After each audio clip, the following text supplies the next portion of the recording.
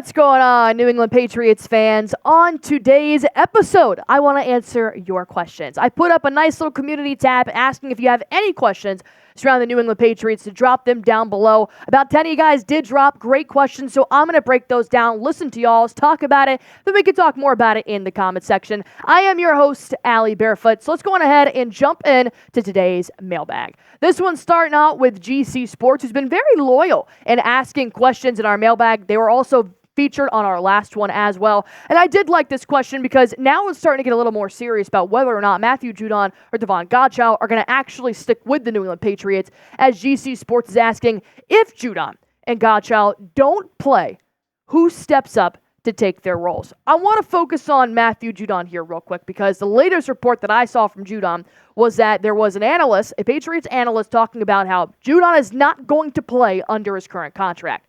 And then Judon claps back and he goes, I didn't say that. Do not make me the villain.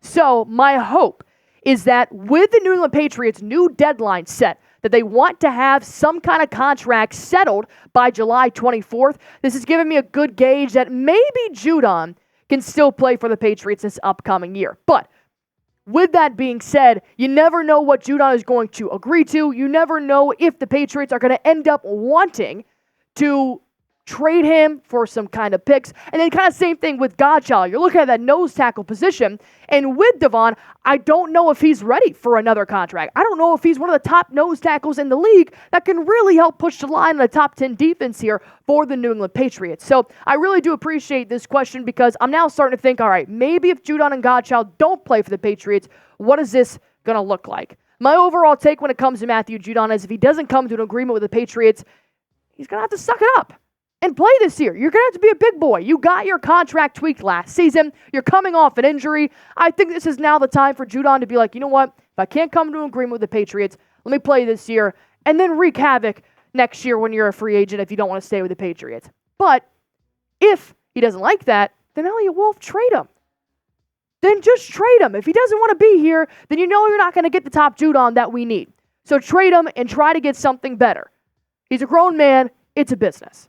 But when you look at the nose tackle position, you look at Davon Godchaux, I do think Equale and Farms would do a pretty good job splitting the reps that Godchaux would end up taking. Like I said, I don't think Davon is the top nose tackle here in the NFL. When it comes to run defense, yes, he is really good. When it comes to the pass rush, he's not my favorite player. I think Christian Barmore can honestly thrive with another big body right next to him that helps him out in the pass rush. So like I said in the last video, you could always even try to trade for somebody like Jonathan Allen, put a defensive tackle right there. He can play nose tackle, he can play defensive end, and maybe even make it better if Davon Godchaux decides not to play for the Patriots this year, holds out, does whatever.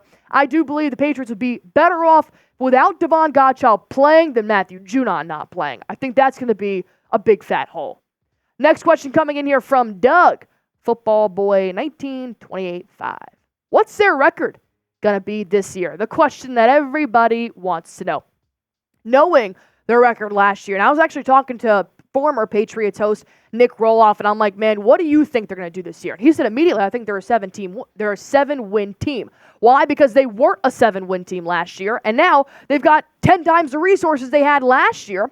So I do think that overall, when I look at the Patriots schedule, they start out their season really strong. It's going to be tough. And they may start off very slow, like a 1-5, 0-5 type of scenario. And that's okay because I know they start their strength of schedule really hot at the start of the season. But give me a 7-10 season. I do believe this will be a winning season for the New England Patriots in terms of 7 wins. Now, in terms of the record, obviously not a winning season, but I do still think they'll have more losses than wins just for now because there's a rebuild here. There's so many question marks around it. I've seen a lot of analysts out there saying maybe a 9-8 season. I've seen a lot of analysts saying they won't win any more than 4 games. So there's a big fat question mark surrounding the entire New England Patriots. So I will go with not a winning record, but in my opinion, more than seven wins is a winning season in terms of just what you did in victory. So give me a 7-10 season for the New England Patriots. But go ahead and predict your record for the New England Patriots this season. Drop it in the comment section down below. Do you think they'll have a winning record? Do you think they'll go more than 7 games? Do you think they'll be under 4 games? Let me know. Let's talk about it in the comment section.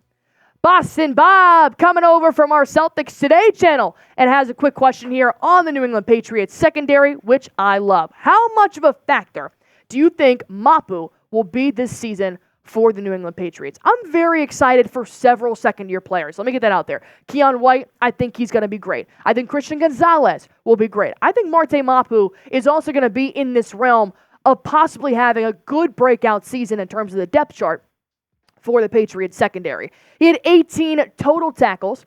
He had 12 solo tackles last year as well. He had 1 forced fumble and 1 interception. So this is really kind of the just all over bubble of what he could possibly do here for the Patriots. And when you look at what Marte Mapu had to say after his first season with the New England Patriots, saying, this is a lot more of a complex defense than I thought, which is fair. A lot of these guys do have a big adjustment when it comes out of college to their first year in the NFL, so you can't really gauge them 110% on their rookie season. So he continues to say, I thought I was going to be exposed to a lot in college. I knew a lot coming out of college, but there's a certain style when you come here.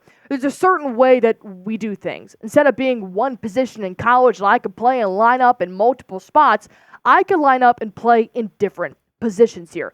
So like I said, he's going to have a little bit of time to develop without that first season. He understood, and I don't think that was a bad first season for the defense either. I think Marte Mapu will have a big factor in terms of just depth chart this year. I don't think he's going to be a starter in his second season just yet, but he could definitely make waves in this depth chart for the Patriots. But I have more questions coming up here in just a few moments. I do want to let you guys know about our Fanatics promotion we've got going on right now. If you guys are looking to get your Patriots gear ahead of the NFL season, I highly suggest doing it right now. There are a ton of deals going on, and I like this one a lot. A nice little Patriots t-shirt combo. I just got myself a t-shirt combo. It was a t-shirt and a long sleeve, and I always take advantage of Fanatics deals, so I want you guys to do so as well. Go on ahead and go to Patriots Combo, chatsports.com/Patriots Combo. That's going to get you guys this red and navy t-shirt. Whatever you guys want. There's multiple sizes, but get them while they last. Feel free to click that link in the comment section down below as well. If you guys are not great with memory, neither am I. We got a link for you. Don't worry. Chatsports.com/Patriots Combo. All right, let's go to Cobra Kai World. Will Drake Maye start mid-season or near the end of the season? I definitely don't think it's going to be towards the end of the season. I could actually see Drake Maye starting the NFL season. I really could. But only if this happens. Only if he truly shows during training camp that there is something that Jacoby Brissett does not have. That's because it's Jacoby Brissett's position to lose right now. And if he does end up competing well with Drake Maye, then Jacoby's probably going to start the year. I would give it, the latest I would start Drake Maye is week 5. Once you get through that really tough first part of your schedule going up against Super Bowl contenders, then maybe I would switch it back over to the rookie. But overall, I do see Drake Maye having the resources to start this NFL season. Whether or not they want to repeat a Mac Jones situation of throwing a rookie in too early, even though he's not Mac Jones, he's a lot better than Mac Jones ever will be in the NFL. I could see him starting after week 5, definitely not towards the back half of the season, but if he shows me something in training camp, give him the starting nod, and let's just start this new era over. And last question coming in here at GC Sports saying, Patriots, how about this trade? Patriots receive wide receiver Brandon Aiyuk and a 2025 fourth-round pick. 49ers receive safety Jabril Peppers, edge Josh Uche, wide receiver Tyquan Thornton. First things first, I would always take a draft pick along with Brandon Aiyuk. That definitely helps the Patriots, but this is way too much. Way too much to get Brandon Aiyuk. Honestly, you could take out all players together and just give top draft picks if that's what the Patriots want to do.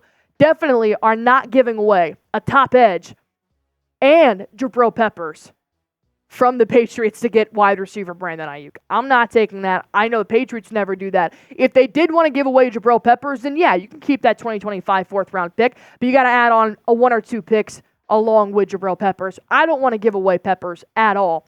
And I do like Aiyuk, but this is way too much to give for a wide receiver with a questionable quarterback situation as well. You don't even know who the starting quarterback is going to be as of right now. So it's a no from me, dog. But I do appreciate you thinking about it and possibly want to get Brandon Aiyuk to the New England Patriots. With that being said, should the Pats trade for Brandon Aiyuk? Go on ahead and type Y for yes, type N for no. Let me know if you guys want the 49ers wide receiver to come on over to New England, help out Drake Maye, help out Jacoby Brissett, Bailey Zappi, Joe Milton, whoever is going to be the starting quarterback for the New England Patriots. And as always, go on ahead and hit that sub button for me if you have not already. Anything and everything on the New England Patriots you're going to find right here.